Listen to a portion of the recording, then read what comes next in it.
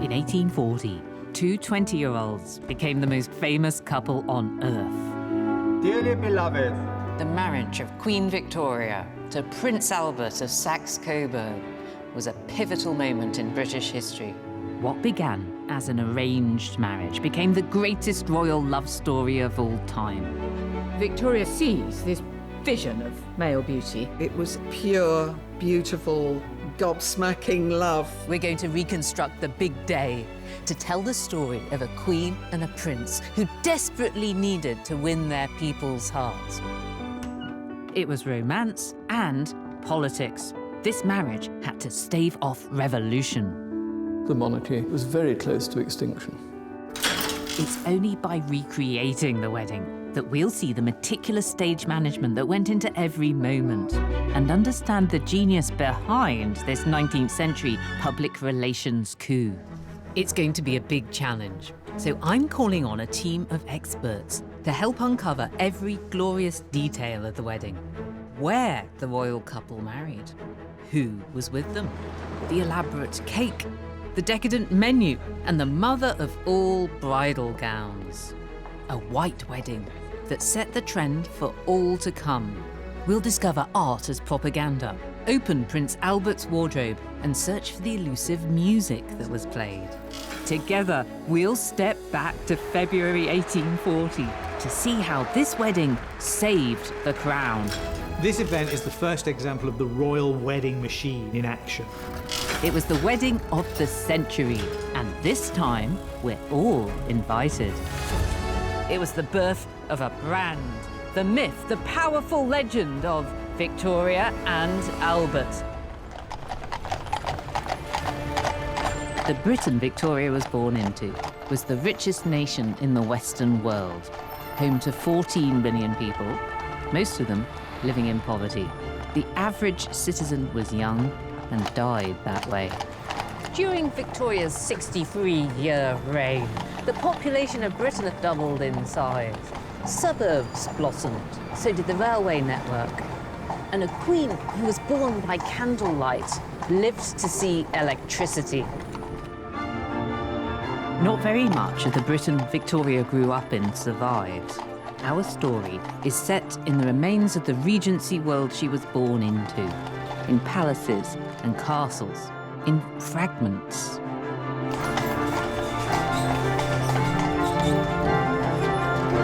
This pocket handkerchief of a square is a jewel. It's clinging on just behind what's now the modern Victoria Station. The square was built the year she became queen. At the start of Victoria's reign, everything was smaller. The houses, the carriages, even the people.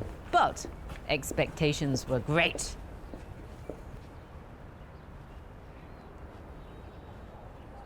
The pressure on this tiny girl was gigantic.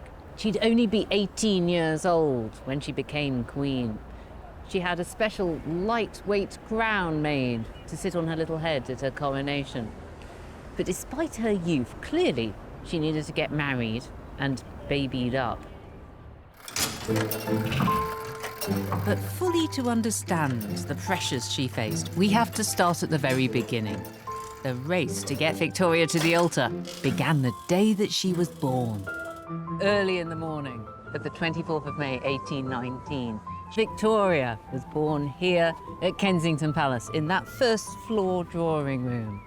Her father was King George III's fourth son, Edward, Duke of Kent, and her mother was Princess Louise Victoire of Saxe-Coburg, now Duchess of Kent. We know a huge amount about Queen Victoria because she left us her thoughts, 141 volumes of them. This room is Queen Victoria's childhood bedroom. From the age of 13 here at Kensington Palace, she'd been keeping a daily diary, a journal. The originals of these volumes are at Windsor Castle today, but anyone in the world can read them because they've all been put online. She wrote about where she'd been, who she'd met, her hopes and her dreams, the weather.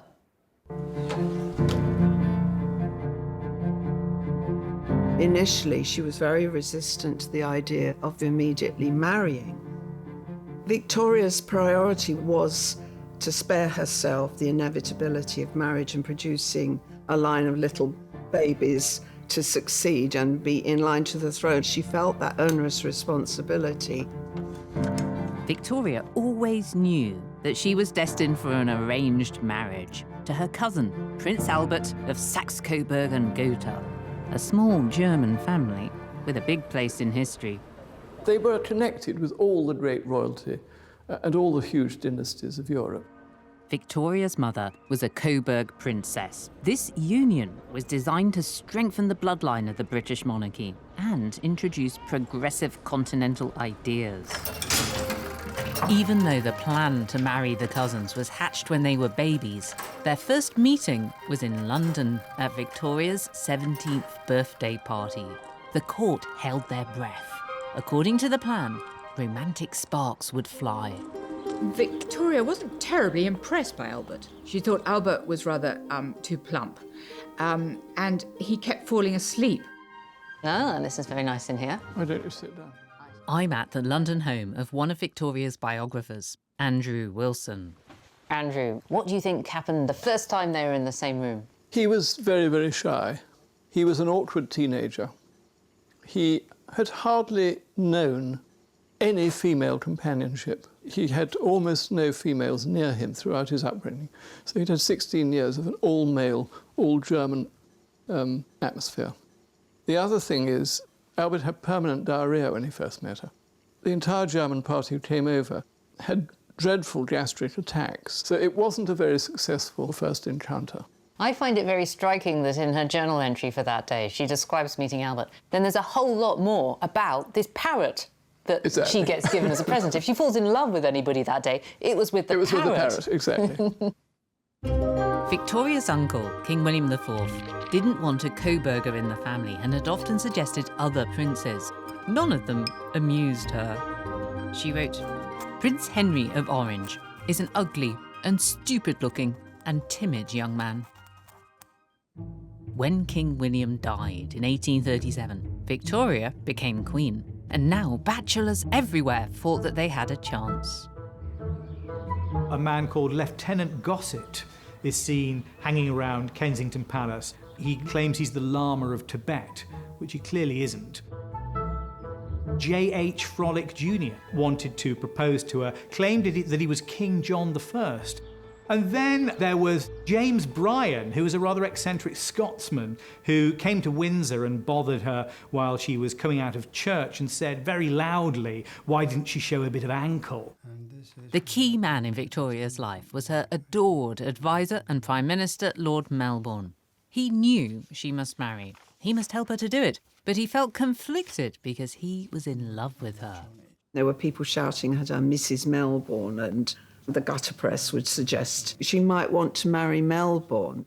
He was besotted by the young queen. But I don't think that this was a sexual relationship. But Prince Albert was still the suitor her mother's family wanted for Victoria. She, however, was fed up with all this meddlesome matchmaking. So, when in the summer of 1839, Melbourne learnt that a touring Russian prince fancied dropping by, the Queen saw red. But not for long.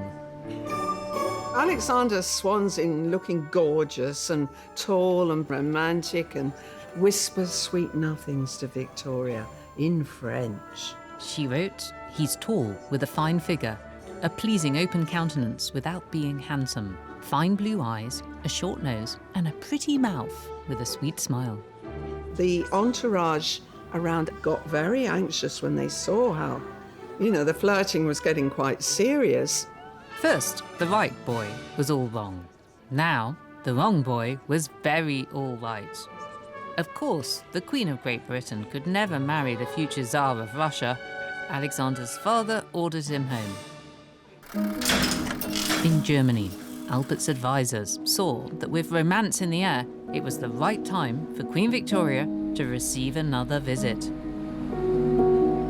The love story began for real at Windsor Castle.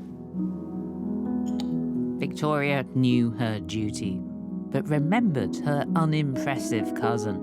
Albert was her intended, but she wanted her freedom. She didn't like the idea. She didn't want her babies so soon. She just didn't want to commit herself. Albert felt the same. He hardly knew this girl who'd already rejected him once. His brother Ernst was with him for moral support. He makes up his mind that, what he's going to do is break it off. He was extremely apprehensive about how things were going to turn out, and also feeling humiliated because really, Victoria kept him hanging around for the best part of 3 years. The master marriage plan hung in the balance.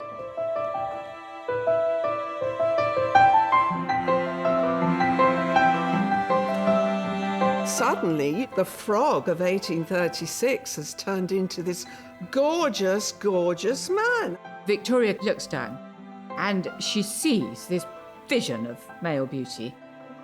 From Victoria's point of view, it was pure, beautiful, gobsmacking love. Victoria is a real romantic. She loved romantic novels when she's young. When she saw him, she writes frankly. She's not somebody who makes up these things in her journals. She adores him. It was with some emotion that I beheld Albert, who is beautiful. Albert and Ernst stayed for several days, and on the 11th of October, he danced with her. For Victoria, it was love at second sight. 4 days later, the Queen faced a difficult task. A monarch can't be proposed to, so she had to ask the big question. I said to him that I thought he must be aware why I wished them to come here, that it would make me too happy if he would consent to what I wished. Will you marry me, please? I will. Victoria's journal reveals the depth of her feelings. I feel the happiest of human beings. I've just met the most wonderful man. I've just met a boy and his eyes are so Victoria raced to share the good news with her dear friend Lord Melbourne. He wanted this marriage for her and for Britain, but he himself was broken-hearted. Of course, he was utterly bereft because he knew he was excess to requirements. He cried very easily. He loved her. They were to be separated. The engagement of Victoria and Albert was the first step towards the altar, and a wedding meticulously planned to make it the PR coup of the century. Like all these women, we're starting our journey to Victoria's big day with the dress. The wedding was so groundbreaking, we still feel the effects today. Every modern white wedding dress is descended from the one worn by Queen Victoria. She was the first to popularise white for brides. Victoria took a special interest in the design of her dress, which is today kept in Her Majesty the Queen's private collection. But at Kensington Palace, there are personal items that give insight into Victoria's taste as a young woman. These rooms at Kensington Palace, where Victoria grew up, are stuffed full of vital research materials for our project, including her clothing. This dress is from her early reign. People looking at it often say, but it's tiny. And she does here have a 24-inch waist. And you can really see that she wasn't very tall, 5 foot 1¼ inches. People who met her, though, often commented on her shapeliness. One American visitor to the palace said that, like all English women, she had a very good bust. I've come here today in search of one particular very precious garment. OK, gloves on, gloves on. Curator Claudia Acott-Williams has in her care a tiny petticoat that belonged to Queen Victoria. More than that, it's rumoured to be the one she wore at the wedding. So this is an unusual and quite rare survival from her early reign. It's quite simple in its design, but it's the quality of the textile and the kind of masterful construction which show us that it was made for a queen. So on her wedding day, she would have had to have worn something underneath, and this is, well, it was possibly even this one, wasn't it? Possibly. I mean, we can't sort of confirm that, but it would have been something very, very similar to this. We're going to remake her wedding dress for this project. And I know that the dimensions of this petticoat match the ones of the wedding dress itself. That's right. This would follow very much the line of the dress, so we get a real sense of her shape and her stature at this point. There's nothing like seeing a person's underwear to give you a sense of who they really were. Yes, exactly. Naturally, the Queen's garments were of the finest quality. We've asked historical costumier Harriet Waterhouse to take on the challenge of recreating her stunning bridal gown. Now, Harriet, does the thought of making the wedding dress give you any particular problems, challenges?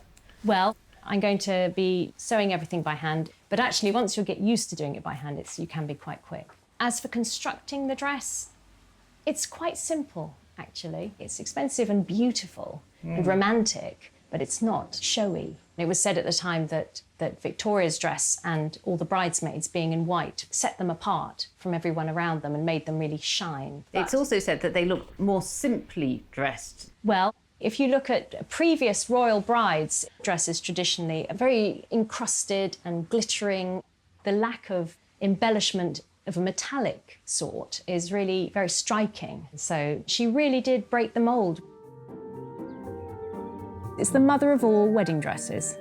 Harriet's task begins with research. There are plenty of pictures of the wedding dress, not least in a painting of the ceremony by Sir George Hayter, who was actually there. The Hayter painting is probably the most realistic depiction that we have of the dress. It's a gentle sort of bell shape, which was fashionable at the time. Historical clothes are not just what you see in the painting. The stuff underneath makes the shape. This petticoat would have been worn over different layers. She would have a chemise underneath, a corset, a couple of petticoats and a crinoline. Building up these layers is going to be important, but really all that people will see is the dress over the top. Authenticity demands Harriet works in antique measurements. I really love this. This is a yardstick. The yard is divided. It's in quarters. You see there's a pin for each quarter. This quarter at the end is divided in half, and that's a finger. The finger is divided in half, and that measurement there is a nail. This little bit here, you can see the nail has been divided in half. A little remnant of a pin there, and that was an inch. Subtly, not quite a whole inch as we understand it now. Obviously, Victoria had her lace made specially for her. That would be something that I attach. This is fragile. I'm going to have to do a little bit of mending on it, but it's a wedding veil. I'm going to hopefully get this a little bit whiter. It's not quite as magnificent as Queen Victoria's, but it's a similar size, and she wore it just on the back of her head. So her hair was up, and it was attached sort of there-ish, and it just hung. At the time, it was Italy and Belgium that were famed for making lace. But the Queen would go elsewhere for this special order. Historian Jasdeep Singh has come to the place given the honour. Victoria decided that for the exquisite veil and for flounces, details around the neckline, the lace had to be made not in Europe, but here, in the village of Beer in Devon. This was great for the lace makers and was a good patriotic press story. Victoria was buying British. The ladies of the Devon Lace-Making Association know how hard their predecessors must have worked to produce such a large quantity of fine filigree. So the order comes through, and is everyone pitching in? How does that work? Yeah.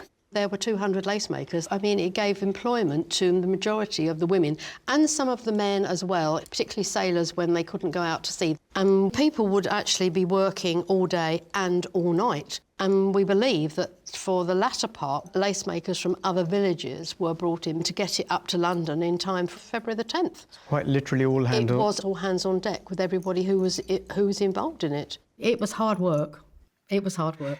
Queen Victoria was fond of lace in general? Oh, she was very fond of lace. The National Archives at Kew record vast sums of money paid to embroiderers, lace makers, lace manufacturers. The amount of money that she spent over her reign equates really to about £1 million in today's money. Wow. Can you tell me a little bit about the process? Well, first of all, you've got to have a design. The lace makers would be given what was known as a sprig, which was an individual piece of lace, and they would make that design over and over and over again. Queen Victoria would specify what she wanted in it. Are there any patterns remaining from the original dress? No, because they were all burnt. The pattern was destroyed? The patterns were destroyed so that the designs could never be made again. Wow. The Queen's wedding lace meant so much to her. She'd wear it again at the weddings of her own children. Harriet isn't just making the wedding gown, she's also dressing our guests in authentic clothing that will help them think and feel 1840. It's very exciting. I've got a whole range of really lovely frocks. Getting a load of dresses together is like creating someone's life. Among them, the two most important women in the Queen's life. One she loves and one she loathes. Dearly beloved by the Queen, Baroness Lehzen is another German. She was Victoria's governess and her best and only childhood friend. German Princess Victoire is the Queen's mother. I have a very big lacy collar that will sit across your shoulders. Victoria couldn't forgive her for the strict upbringing she'd endured, and they rarely spoke. The Queen Mother spent years plotting the marriage of her daughter and Albert. Could we try that one? The Queen Mother understands that this wedding is about public relations, and how essential this is because she gave birth to Victoria to solve a previous royal PR crisis. In the early years of the 19th century, the people had had enough of their kings, the Hanoverians. Revolution was in the air. The hatred was at its worst when Victoria was a child. On the throne, King George IV, a vain, drug-addicted adulterer. He inspired resentment and disgust. The monarchy was very close to extinction, and there were revolutionary rumblings in Britain. If you'd had another person like George IV sitting on the throne, you could have seen the monarchy being chucked out of the window. The king had done one thing right. He'd produced a legitimate heir. Charlotte, Princess of Wales, was the darling of the people. She was a fine, decent queen-in-waiting, but she died in childbirth in 1817. She was the only legitimate grandchild of King George III. He had lots of grandchildren, but most of them were illegitimate, except for Princess Charlotte. So she was the only possible heir to the throne. And her death was a sort of national calamity. Not only was this a terrible tragedy, this 21-year-old princess dying after a ghastly time in childbirth, but more than that, this was a possible sort of turning point for the monarchy. I mean, it was so unpopular. Princess Victoria was conceived specifically to fill the gap left by her cousin Charlotte. She must win the people's hearts, marry well, and save the monarchy. So she couldn't die. Victoria grew up here at Kensington Palace under a strict set of rules that became known as the Kensington system. This is partly about her safety. She wasn't supposed to walk up or down stairs without somebody holding her hand in case she fell. But it was also about mental control and surveillance. Her mother even read her diary. The Kensington system sounds ridiculously rigid to us, but there was a point to it. Had little Princess Victoria fallen down the stairs or fallen off her horse or died, that really would have been curtains for the British monarchy. The harsh regime left Victoria with a distrust of her mother and hatred for her mother's right-hand man, John Conroy. Queen Victoria had quite good reason by then to hate her mother. It was a stupid goose, the Duchess of Kent, had thrown herself completely under the influence of Sir John Conroy, and watching her mother fall for all the tricks that Conroy got up to, it was more than Victoria could stand. Victoria loathed Conroy and what he'd done to the mother she'd once been so close to. Becoming queen would be about taking on the responsibility she was born to assume, about duty and service and revenge, for one incident in particular. a traumatic conflict of her childhood, which all played out, surprisingly enough, in a rented holiday house here in sunny Ramsgate. The resort had long been a summer destination for minor members of the royal family, relatives of Victoria's who didn't own their own country houses. Victoria had been coming on holiday here since she was tiny. She used to play on Ramsgate sands. She loved the freshness of the air and the view. In her journals, she described how there was nothing between us and France but the sea.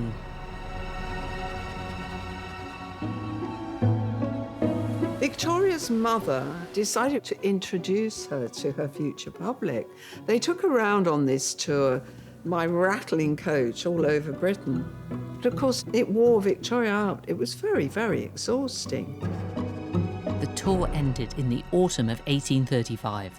Victoria, tired and ill, came for a rest in the salty air of Ramsgate. The local papers wondered why she wasn't on the beach. John Conroy said that she had a cold, but privately declared it to be teenage nonsense and sent the royal doctor packing.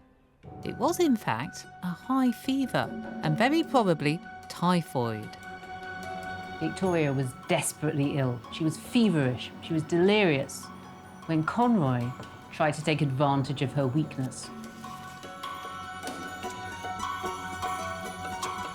He came into this room, her bedroom, and he attempted to force her to sign a piece of paper. Wake up! Some paper. She was to promise to make him her private secretary. That would have made him the power behind her throne. Wake up! Come on now, wake up! Get out! Get out! Conroy was also insane. He believed that his wife, a Miss Fisher, was the rightful Queen of England. He should have been the Prince Consort, and that this little brat whom he hated, Queen Victoria, had no right to the crown. Victoria always found the memory of her illness and the Ramsgate affair very painful. She never forgave her mother for her weakness over Conroy. 2 years later, when her ministers came at dawn to tell her of King William's death and that she was now queen, she noted in her journal that she saw them alone. The Queen Mother was excluded. Victoire never seems to have understood her daughter's grudge. When Victoria became their queen, the nation once again felt hope. She was the modern, decent ruler they'd waited for. And then, a few months before she met Prince Albert and fell in love, it all went wrong. In the summer of 1839, the palace is tense. The new queen has been doing some quite surprising things. She's been testing the limits of her power. Some of the things she's done have made her advisors wince. Enter. Victoria's inexperience, combined with her temper, created 2 scandals that rocked the palace, outraged the press, and endangered the monarchy itself. Scandal number 1 was just the latest battle in the ongoing war between Victoria and her mother. The Queen Mother used to spend every waking hour with Princess Victoria. Now, she lives in a remote part of the palace, and her daughter only communicates with her by letter. Victoria's frostiness extends to the Queen Mother's staff. Lady Flora Hastings was a lady-in-waiting to Victoria's mother, and she was known to have ridden by herself in a carriage with John Conroy. Shortly after this, Lady Flora's belly mysteriously started to swell. Victoria and her side of the court assumes the very worst. Lady Flora Hastings was suspected of being pregnant, and possibly pregnant, by John Conroy. John Conroy was a bounder and a cad. Poor Lady Flora had to undergo an intrusive, degrading, really horrible medical examination. Queen Victoria had made this appalling blunder. There was no justification for the way she behaved at all. She wasn't pregnant. She was in fact suffering from cancer. The court was horrified. How could anyone have thought ill of this innocent? Melbourne made Victoria go to her bedside. She couldn't shake off this hatred of her mother, that by proxy she also hated Flora Hastings. Her family releases letters that get into the papers of how she was accused and how she was humiliated. And the press really turned against Victoria. In July 1839, Flora finally died of liver cancer. The Queen's carriage was hissed at in the streets. She'd turned into an object of vilification, and people were throwing bricks and stones through the palace windows and smashing the windows. At this time, Britain had two main political parties, the progressive Whigs and the more conservative Tories. In May 1839, the Whig Party almost lost a crucial vote and Prime Minister Melbourne resigned. This triggered a change of government. The Queen was horrified when power passed to the Tories that she loathed and their leader, Sir Robert Peel, whom she disliked. She was furious. As a token of her confidence, he wants her to dismiss some of the ladies of the bedchamber, ladies in waiting, who are married to Whig peers, because he thinks the Queen is too close to the Whigs. And Queen Victoria says, no, I won't do that. She stamps her foot. Peel said, well, if that's your attitude, then I'm not going to be your Prime Minister. And she thought that she'd won that round, not realising, of course, that it showed that the government of the country couldn't go on unless the politicians, not the monarch, had control. Melbourne's Whig Party returned to government, but was seriously weakened. The Queen had disrespected parliamentary process, like a high-handed Hanoverian. The proper workings of the constitutional process were being messed with by just a little girl. Melbourne was thought to be egging her on like a lovesick old fool. People, important people, began to think that she really needed a man to stop her from doing this sort of thing. She needed a husband. Melbourne, in particular, realised that they needed something. They needed to manage the news. They needed some propaganda moment and a little bit of magic. This was the reason Albert was invited for that second visit. The hope that a romantic story would provide the public relations solution. Love conquers all, but could it prevent rebellion? That was the big question on Melbourne's mind when the Queen and the Prince were married in the private Chapel Royal inside St. James's Palace.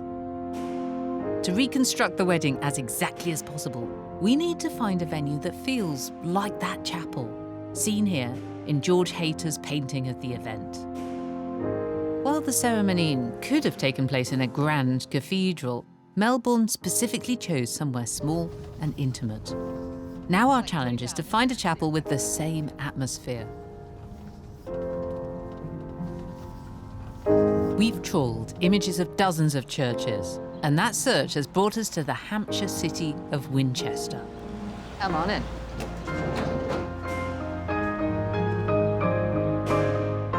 Go on, go on. Aha. Now this looks pretty good, I would say. It's perfect. Do you think that the search could be over? It's got the feeling, isn't it? Richard II was on the throne when Winchester College, a boys' boarding school, was established. This fabulous panelling. Winchester College chapel dates from 1395, so it's older than St. James's, but the proportions of it seem exactly right. It's long and narrow, just what we want.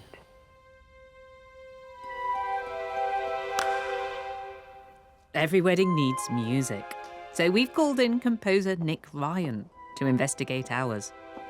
This chapel is right visually, but are the musical facilities going to deliver the right sound? This wonderful and versatile organ is able to reproduce the sorts of tones played by the organ in the Chapel Royal, which was built in 1711. And German precision is the very best when it comes to organs. This organ is constructed according to the principles of Werkprinzip, which refers to the relationships between different parts or divisions of the organ. Nick must also identify the music played on the organ. At his studio in London's Somerset House, he's come up against a hurdle. Victoria and Albert famously loved music, but what was played during their ceremony is hard to discover. This piece I'm trying to learn on the piano is called Serenade, and it bears all the hallmarks of a romantic art song. And it's by Queen Victoria's favourite composer, Prince Albert's favourite composer too. It's by Prince Albert himself. And this is another one of his called Melody for Violin. It's beautiful. And you might be forgiven for thinking it was by Mendelssohn or Schubert. He was such a music fan. He went on to found some of the most important music institutions in the country. And were it not for his duties, he could have been a prolific composer. So I find it really hard to believe that he had nothing to do with the music for his wedding, the most romantic day of his life. The music is such an important creator of atmosphere and emotion at a wedding. I want to find out what music was played, who selected it, and why. I've started where anyone probably would, with the master of the Queen's music, who at the time was Franz Kramer. Did Albert and Victoria ask Kramer to write an anthem for their big day? If so, where is it? To find out, Nick goes to Oxford and to the Christchurch College Music Library. Matthias, hi. Dr. Matthias Ronge, an expert in royal ceremonial music, has news for Nick, both good and bad. So I've been doing some research and I've come across this very obscure character called Franz Kramer. What can you tell me about him? Because he seems to be in this very important role of master of the Queen's music and be writing music for her. What that meant, well, they looked after the Queen's music, which is music for state banquets and balls and these things. But this was a chapel occasion, sacred music that's done by organists and choir masters. I see. Completely different things in the royal household at the time. So he definitely didn't have any involvement in the wedding music. We can say it would be highly unlikely that he had any involvement. What do we know about the music that was there? We do know, what other reports tell us, that when Prince Albert approached the chapel, there is some idea that the music could have been See the Conquering Hero Comes. By Handel. Indeed.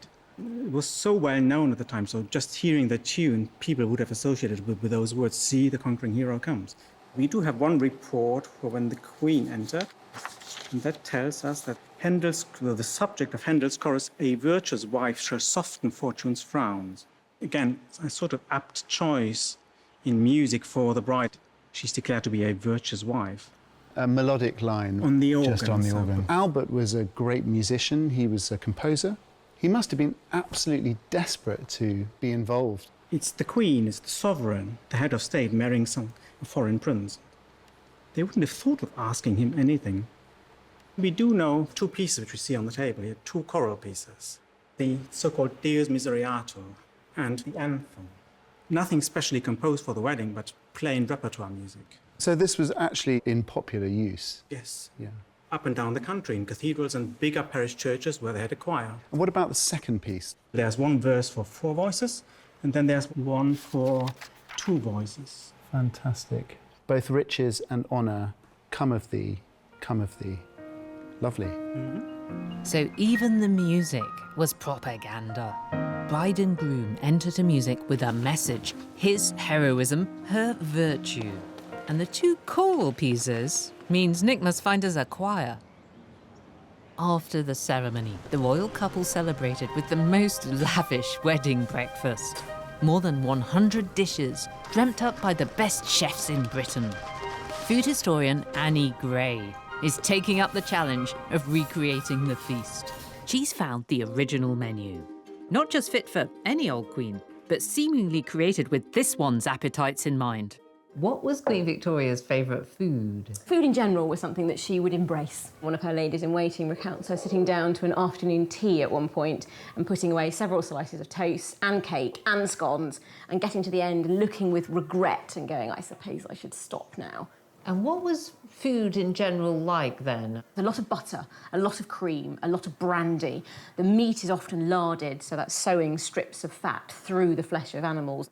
This is a recipe book written by Charles Elmé Francatelli, who was the cook to Queen Victoria after William Ball, who was the mastermind behind the wedding. So we are fairly certain that his recipes must have reflected the kind of thing he was serving for the Queen. The menu for that day, it's enormous. There are, I think, about 100 or so dishes. You've got lamb cutlets, which have been fried bird, chicken. Fried bird.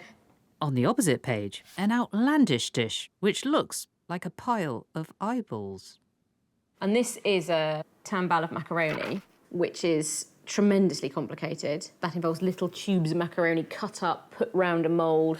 Then there's a mousse in the middle, and then there's chopped up chicken breasts, and then that's been steamed, and then turned out of the mould perfectly. I look at that and think I'm not sure how it will come out of the mould, or indeed how you would go about building it.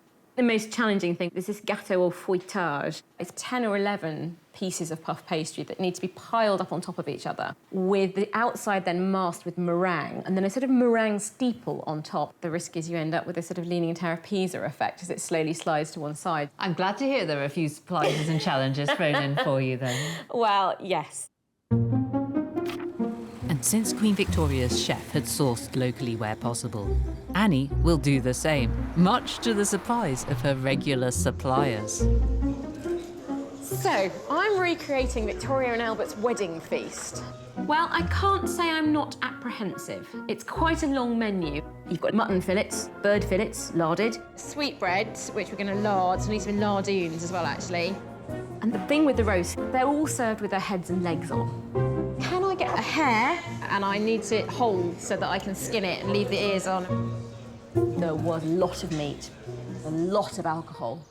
So I need probably about a gallon of brandy. Well, there would have been a whole dessert course. Cakes, bread pudding, jellies. I need about 2 stone of sugar. I do fear that this may have been the meal that broke Mr. Ball, the chief cook, because he retired a month later. Oh, it's quite heavy.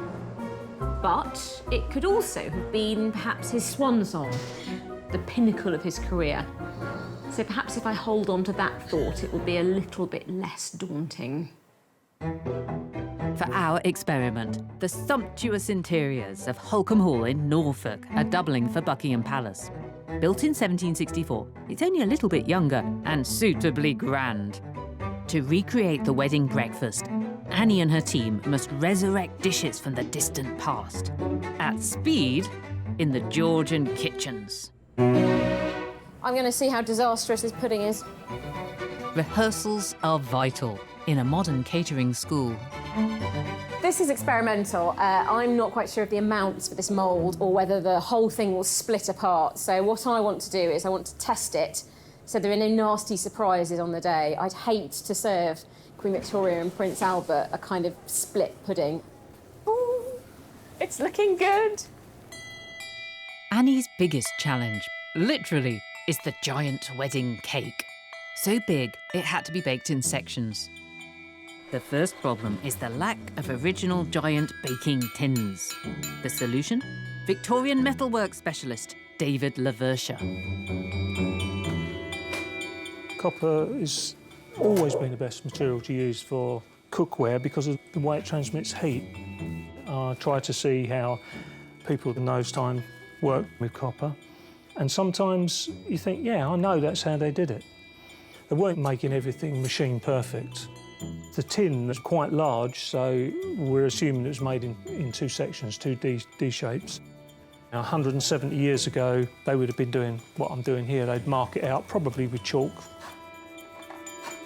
Cut it by hand, it's quite soft. All hammered together tightly. When the dish is finished, it has to be coated with tin to prevent the copper from oxidising when it's in the oven. Copper will oxidise and it will poison anyone that eats the cake eventually. The half-moon tin will make it possible to bake the towering edifice the 1840s way in sections. So Annie's next challenge is to find a baker. In the winter of 1839, Melbourne began plotting what he knew would be the make-or-break nuptials that could revitalise the royal family. He'd learnt 2 important lessons from the mismanagement of Victoria's coronation 18 months earlier.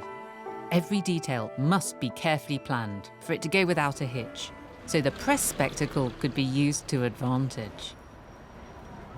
Victoria's coronation was a sort of comedy of errors. The ceremony was a huge undertaking and needed careful planning. It's an exhausting long ceremony of 5.5 hours. Queen Victoria was constantly wandering around. Nobody had told her during the ceremony, where did you go to the lavatory? The Archbishop of Canterbury should have been a calming influence to this all, but chaos ensued when he gave the Queen a ceremonial ring. The Archbishop put the ring on the wrong finger and jammed it on, so she had an agonising time. The Bishop of Bath and Wells lost control of proceedings, accidentally turning over 2 pages of the order of the service. And then poor Lord Roll, an ancient 82-year-old peer, who came up to pay homage to the Queen. Well, of course, Lord Rowe fell backwards down the steps and people thought he died. And Victoria breaks with protocol, stands up, helps him up. And this is actually the big story of the day.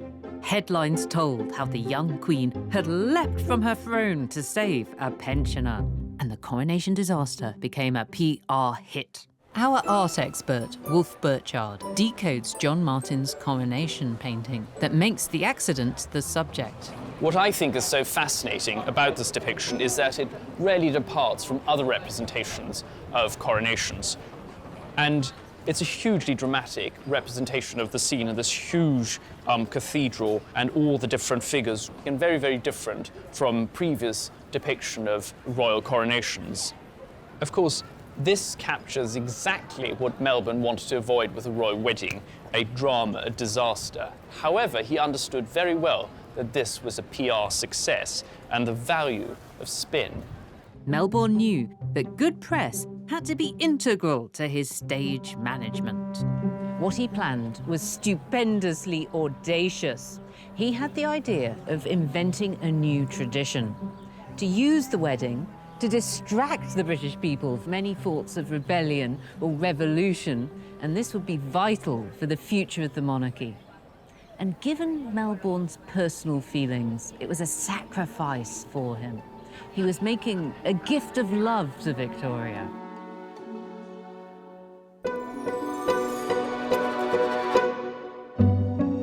And it wasn't just the Queen who needed a better public image. Prince Albert was in trouble as well.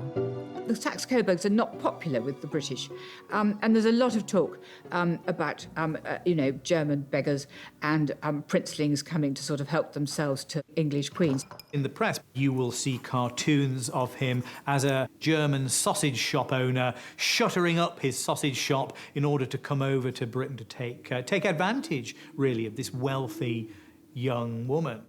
One result of this is that Albert is voted a rather insultingly low allowance by Parliament, which Victoria is most annoyed by. She wrote, Stevenson came from Denison to Lord M, wishing it to be reduced to 30,000. I was frantic. Lord M feels like me about the meanness of all this. The Queen believed that Field Marshal the Duke of Wellington, a leading Tory politician, was the person behind the salary injustice. Her request to have Albert made an honorary Field Marshal might have made matters worse. But her mind was made up. How must her bookish fiancé have felt? Jasdeep is a curator at the National Army Museum, which holds more than 80,000 pieces of uniform and equipment. It's one of the most extensive collections in the world. I'm really interested in the psyche behind Albert, the thought process that Albert was going through, but to explore that through uniform, explore that through clothing. The British officer's red coat is iconic. Even now, when we put any uniform or clothing on, it transforms a person.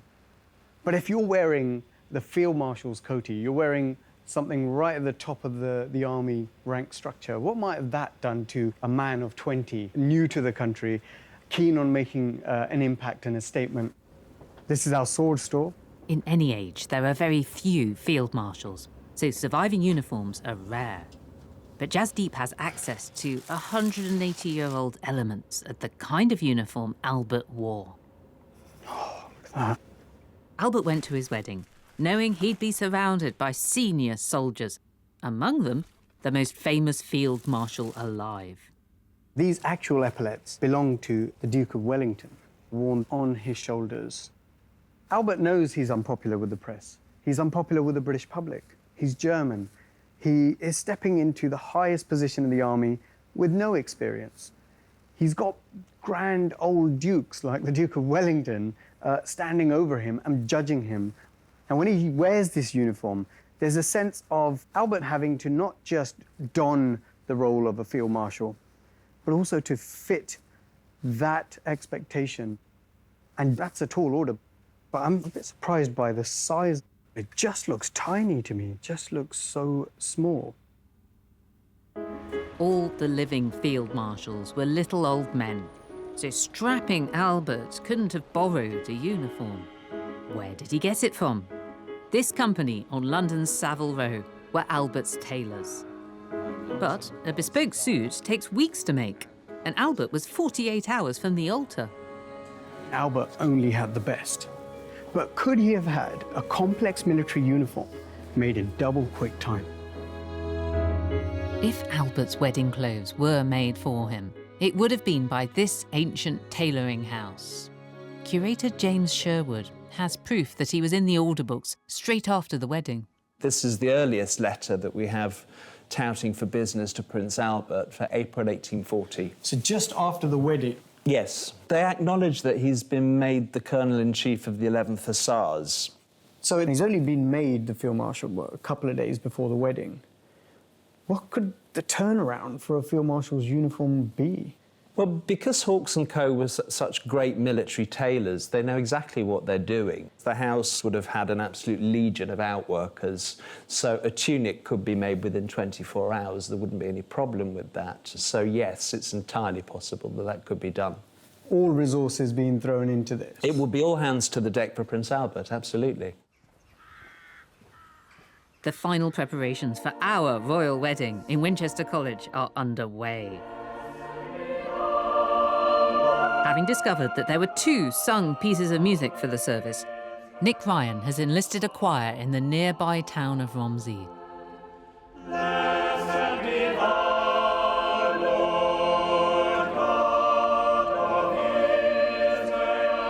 Harriet Waterhouse, still at work on the wedding dress, embodies the essence of this experiment, understanding the past by reliving it. This is a fantastic dress to make because the materials themselves are top-notch. This is Duchess satin. It has a lovely sheen to it, but not shiny. It's particularly lovely. You do find when you're sewing that you have a feeling about the people who worked on it. I shall be sewing and thinking about the seamstresses.